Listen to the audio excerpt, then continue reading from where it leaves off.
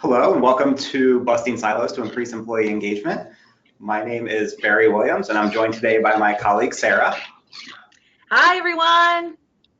We're really excited to speak with you today about how you can increase employee engagement by getting through some of those silo challenges that you're experiencing. But we first wanted to talk a little bit about Cerkl, and Sarah, I know that you love talking about this. I'll let you take the wheel on this slide. Yeah, and usually Barry, you and I are in the same room doing this, so this is kind of fun being in Chicago. I'm at the SHRM conference, the National SHRM Conference, connecting with other internal communicators. And this isn't a typical webinar. Typically, when you go to webinars, they give you some good information and then it's a sales pitch at the end. There's no sales pitch, but I do want you to know what Cerkl does. On a high level, real quick, we use artificial intelligence to drive engagement. If you want a demo, you can go to our website and request that. But if you'll see, I think on the next slide, Barry, these are kind of our customers. And, we've got folks in large healthcare systems to universities that use our platform. But really, we're going to be sharing some of the stories that we've learned in working with these folks. Sometimes when you're talking about employee engagement, like we do with people, you unearth a lot of internal family matters, and silos is one of them. So I'm excited to get this started and get our show on the road, Barry. Yeah, let's just hop right into it. I think we're going to turn off the cameras for now. That way we can concentrate on the slides.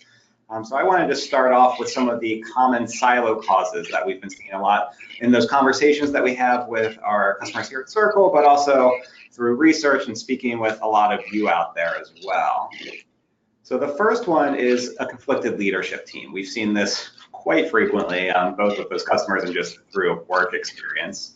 A lot of places, it's just not a priority to get through the silos. Narrow focus, particularly of leadership, again, has caused a lot of silos.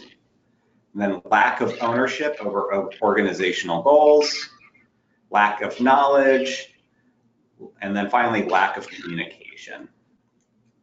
Right, and these have a huge impact. So, we see that it hinders, flow of information between departments.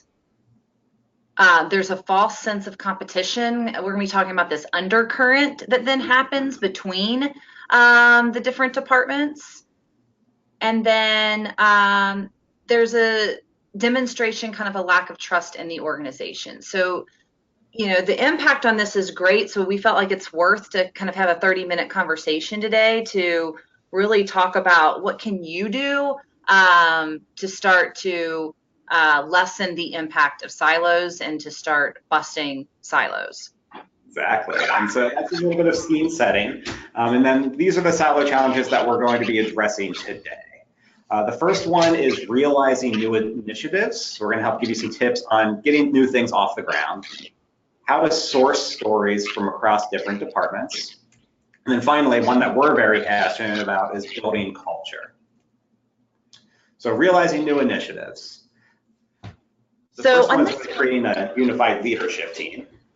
Correct. So, when people are trying to get something done, you have to really start with yourself. So we understand that change, it does start at the top, but it can also, if you're not at the top, if you are someone that's has a couple levels of leadership above you, you really need to model the way then for leadership and for the rest of your team. So if you could kind of create a team across the department, so grab a person from HR or grab a person from the tech team and to kind of unify everyone around the issue, that's a great place to start.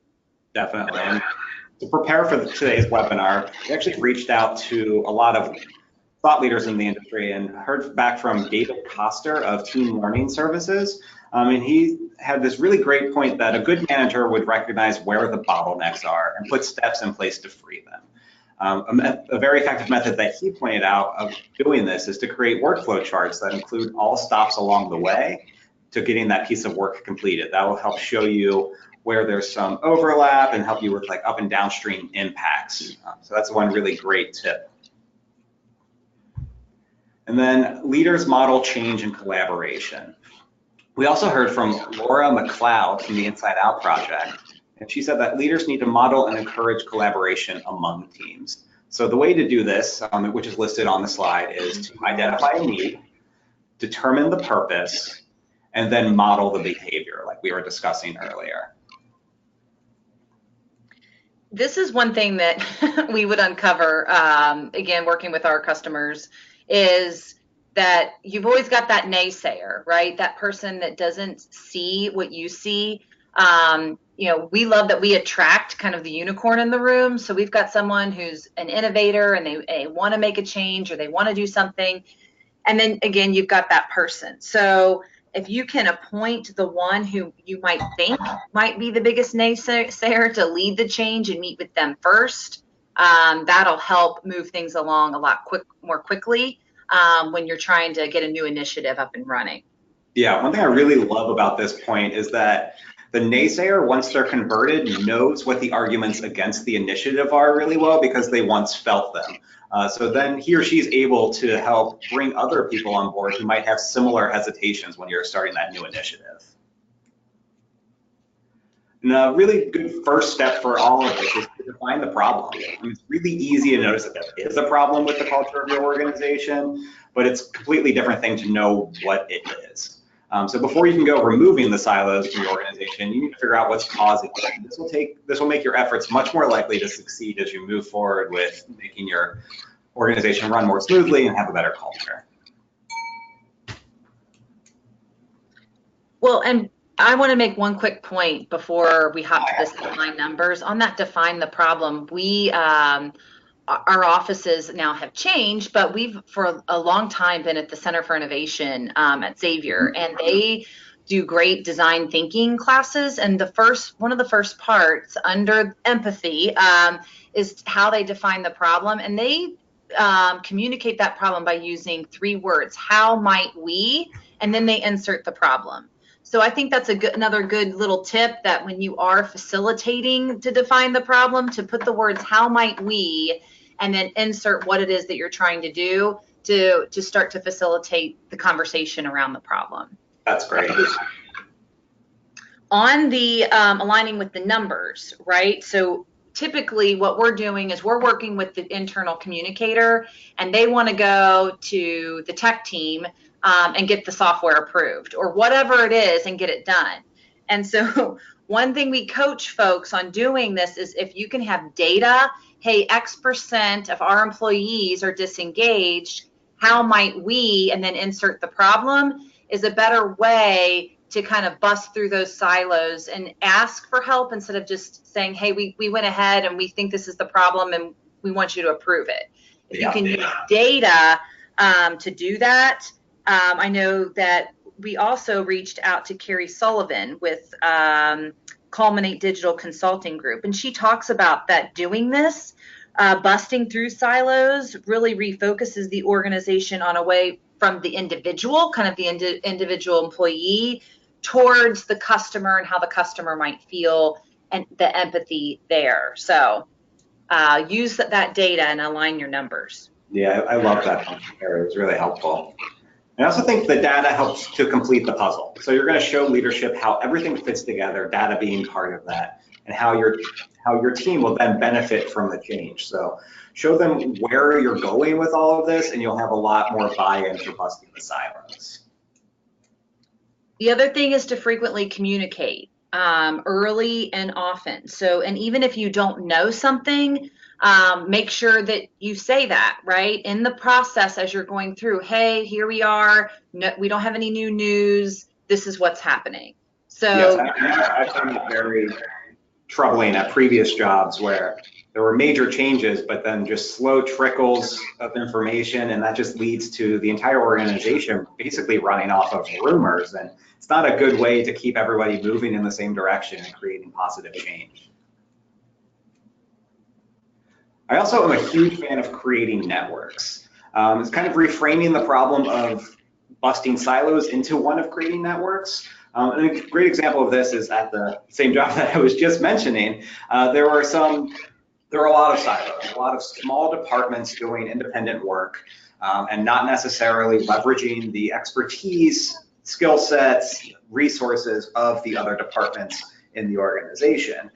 So we actually, my boss and I started a cross-departmental marketing team where we spoke with all of the other marketing departments, met up once a month. We all said what we were up to, and then kind of everyone was able to give their advice and feedback, so that way everyone was able to leverage each other's knowledge in a much more helpful way, and it really helped everyone, one, get along better, and two, do significantly better work. I like that one too, Barry. I think that can also be an organic way, because I know a lot of folks that we work with, they don't have necessarily the organizational power, but they're good self-leaders. Mm-hmm. Are you saying this could be something organically they could even do among themselves? Yes. It was just a, hey, I met you, in the lobby, we were talking about marketing, you should join us for this meeting. Or when we found out that new people were hired in other departments, we would reach out to them, let them know that it existed, and then bring them into the meetings as well. So it was all self-run. There was no top-down leadership on that one. That's good. All right, work with other teams, not against them. So this again is when you're trying to get new initiatives through or trying to do a project. Again, we would help our customers identify who do you go to and in what order. So the order of getting that team together, not just your departmental team, but the cross-departmental teams together, it could be strategic and important. So we talked about, hey, pick the biggest influencer or the naysayer. If you're not the boss, then does it make sense to go to the CEO and get their buy-in on a high level, then go to your tech team? So which order and which team do you go to, I think is going to be important. And again, making sure that how you word what you need accomplished in a way that makes them feel valued. So we need help with this issue. This is the data that supports it. Can you help us through this process? And including everybody along the way, again, is another way to bust those silos instead of just running ahead and doing it and then saying, oh, by the way, we just simply need your approval. They wouldn't feel part of it. I think that's a great point.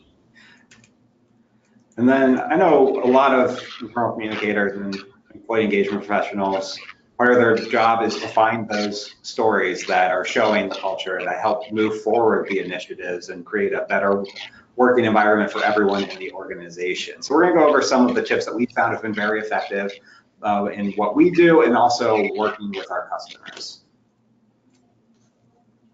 So this one is find out who tells their story, right? So there are some folks that you might want to interview. And again, who is the influencer? Who's that person that's kind of out there? We're also going to send kind of an email template on how to word, how to reach out to a fellow employee. But since, again, this session is for internal communicators and communicators, really telling stories of the other departments and of the other employees is a great way to kind of, again, bust silos and share what's going on from each department. So we'll send you that template after the webinar. Yep.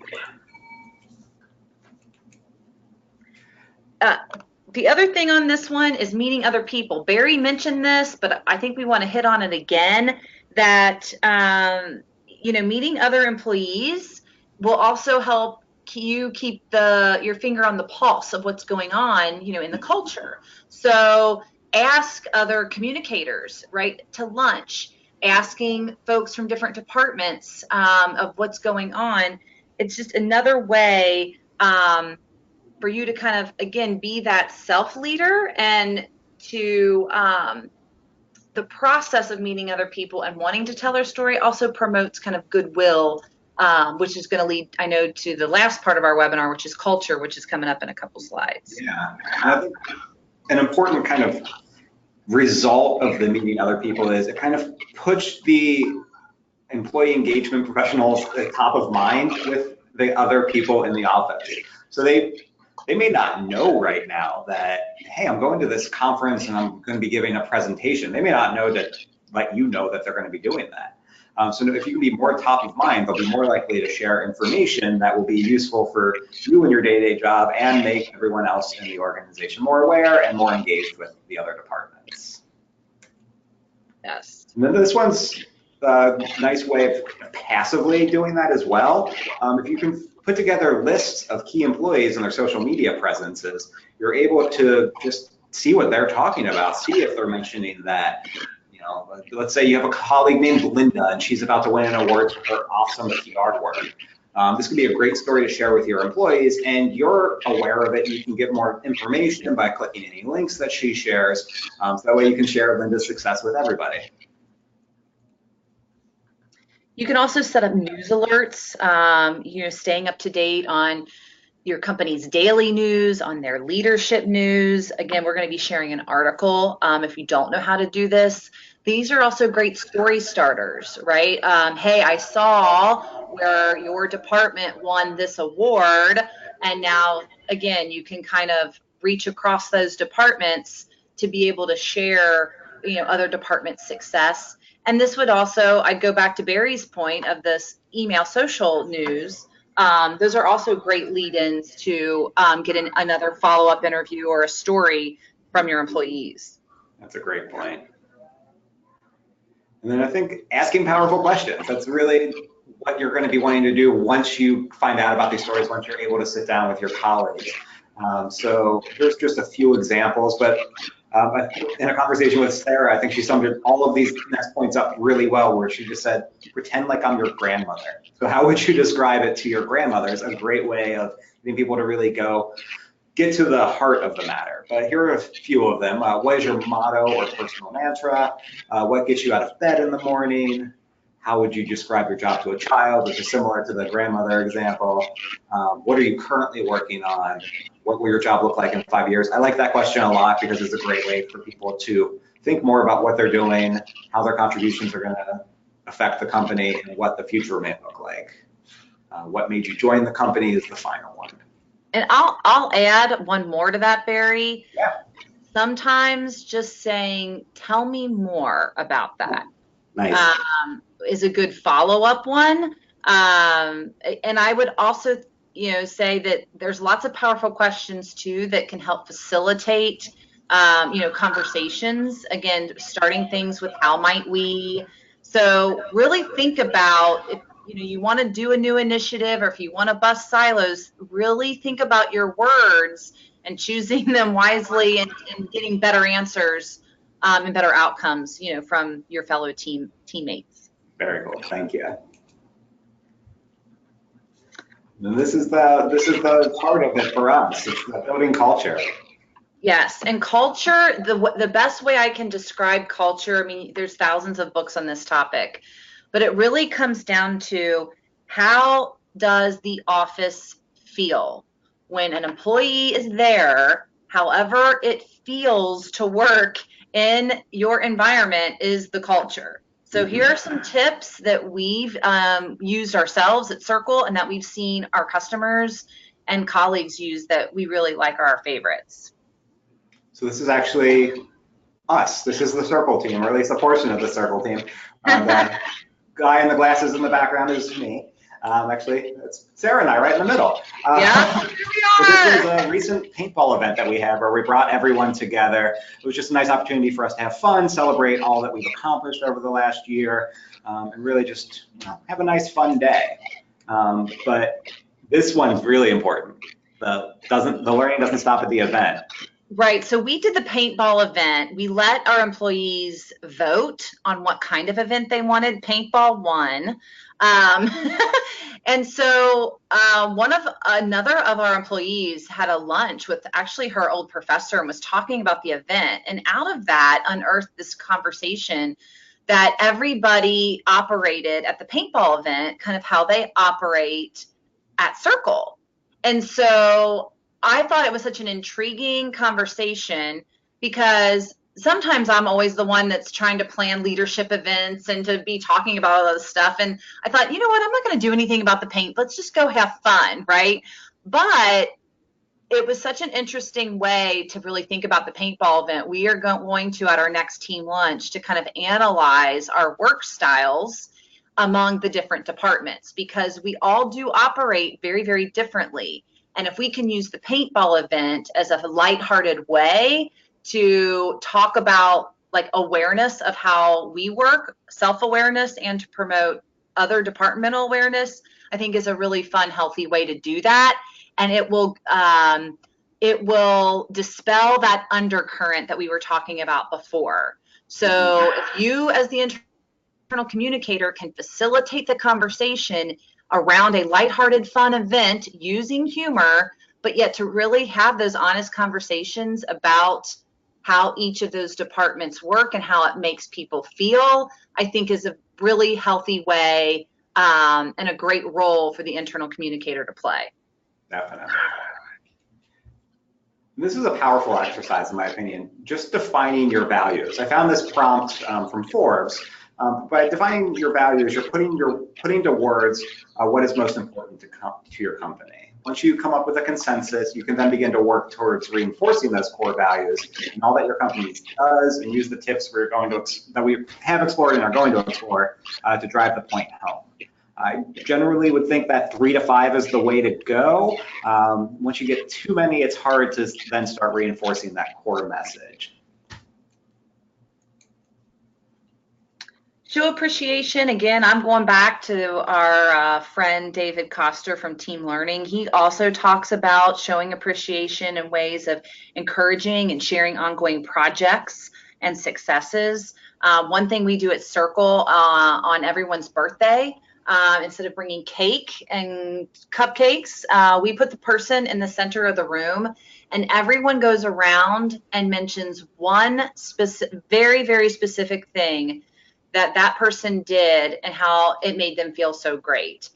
You wouldn't think this was a big deal, but when we miss somebody's birthday, the company's like, are we going to do, it's Rachel's birthday. We forgot to, we don't want to forget to do this, right? So as you scale and grow, some of this could be challenging, but you could do it in different departmental teams. And we just did an article of 13 employee gifts to show appreciation. We'll possibly put that in, I think, Barry, maybe in the follow-up, and you can kind of see pictures of actual things that we've done that are little things that are affordable, that you can do that, again, promote this feeling among the different departments and creating this good feelings of goodwill, and everyone talking about how great this person is from all the different departments. It's heartfelt. I mean, I cried when it was my turn. So yeah, I will say, even as a natural introvert, I really appreciated the exercise. It's nice both giving the compliments to your colleagues and then hearing what everyone thinks about you. It was very affirming. Yes. This is an easy one. We'll quickly go through affinity groups. You can start running groups, cooking groups, chili cook-off folks. This is another great way to kind of surround the different folks from different departments, but rallying around something that's personal to them. Another great way to bust those silos. I think encouraging cross-team collaboration. This hits on a lot of what we've discussed already, but bringing other teams into meetings is a nice way of getting a new perspective and letting people know that everyone's involved with the success of your organization. We heard from Chris White of Shinesty, who said, allow all team members to contribute. Laughing together creates tight bonds between employees whose tasks may not overlap very much in the day-to-day. And then we use an open floor plan here at Cerkl. Sarah, I know you were part of the reasoning behind that, so I was just wondering what you think of it. Yeah, it's important because, particularly for our team, we move at a rapid pace. I know again, we just moved offices. We haven't publicly announced it, so webinar attendees are kind of on the inside scoop. And we don't have enough desk space because we're tearing out a wall because we want the open floor plan. So many things of what we do, it's helpful to kind of hear what's going on. And it really promotes kind of this people being in the know and goodwill. We've also got information when we were doing research on this webinar from Allison Strickland, and she promotes kind of this she's from the creative group and promotes this idea of physical spaces in the office, right, where cross-functional teams can come together to tackle projects. So it helps facilitate real-time collaboration and decision making. It fosters kind of we're in this together mentality, and it really sets the stage, for work and how people feel. Are there desks for everyone? I know right now I'm in what's an old CEO's office. We're tearing that out. I'm doing a conference room. But even just the few weeks that I've been removed, Barry, I'm not sitting next to you anymore, right? It's True. Different and it feels different. Like I do feel a bit disconnected than when we were at the Innovation Center. And nothing's happened. I just physically have had to sit somewhere else until the new desk space are created. So one day I just even came out and sat in an empty desk next to Barry and those guys, and we even made a joke about it, like, hey, like this is why you need to be sitting right here. So the physical space of the team is a lot more important than one might think. Yes, definitely. And so that actually wraps up our tips. We wanted to quickly mention that we're having an Internal Comms Pro retreat coming up in the Cincinnati area on July 24th. I'm going to send out information about that. If you're in the area and would like to join us for a day-long retreat where you can really just steep in internal communications, feel free to join us. We'll be sharing that as well as a discount registration code for you. And then, like Sarah mentioned, there is an opportunity to schedule a consultation with one of our engagement specialists to figure out if Cerkl would be the right tool for you. So if you would like that, you can go email sales@cerkl.com or go to cerkl.com/demo. And you may notice that my pace picked up a little bit because we have 2 minutes left and I would love to take your questions. So feel free to enter a question in the questions pane or questions box in the GoToWebinar control panel. But we also received some beforehand. So Sarah, this one I thought that you would be perfect for. They said that they don't have a budget for big events really, and we're wondering if there were any low-cost options. To do employee events? Yes. Yeah, so when I put out the call to even the physical space, if you don't have the space, I even put on Facebook, hey, we're looking for a cozy space for this internal comms retreat. And there were a lot of affordable places. So the libraries, sometimes businesses will welcome the opportunity to host your group because you're their target audience. So from a physical space standpoint that doesn't cost anything, there are a lot of options out there. And then also, from an ideas standpoint from an event, I would survey and ask your employees. You can do this on a Google form to have everybody vote. It's an easy way to kind of see where do the employees fall, and it gives them I think trust that you'll plan something. And if they do pick paintball and that's not something, the company can afford, then what insight does that give you of a like type of event that you can plan at a lower cost? So great point. And then we really only have time for one more question, so I'm going to take a kind of procedural one that just came in from somebody who joined us a little late. It was, will slides be available after the webinar? And the answer is yes. I'm going to be sending out a follow-up email with an archived version of the webinar so you can watch the video of it on your own time, as well as the slides and all of the deliverables we promised during our conversation today. With that, I just want to say thank you all so much for joining us today. I had a lot of fun talking about internal comms with you, and I hope you enjoyed it as well. If we didn't get to your questions, I will respond to you personally after the webinar. All right, well, thank you, everybody. All right, thanks, Barry, and I'll see you when I get back into Cincy. I look forward to it. Enjoy SHRM. Okay, see ya. Bye-bye.